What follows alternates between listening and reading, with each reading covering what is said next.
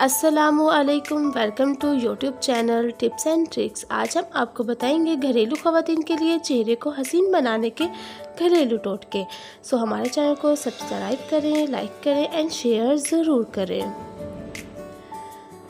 अच्छी खबर ये है कि थकी हुई, खुश्क और बेरौनक जिल्द का इलाज आपके किचन में ही मौजूद है। हमने किचन से वो तमाम चीज़ें खोज निकाली हैं जो आपके चेहरे की खोई हुई चमक, चिकनाई और लचक वापस ले आएगी।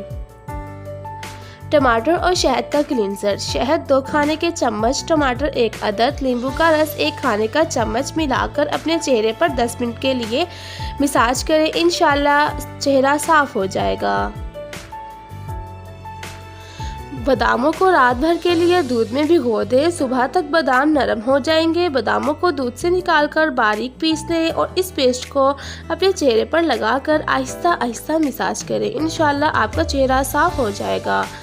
चेहरे की झुर्रियाँ ख़त्म करने का बेहतरीन तरीका ये है कि आप सौंफ लें, उसको पानी में उबाल लें और फिर रोज़ाना अपने चेहरे को इससे धो लें।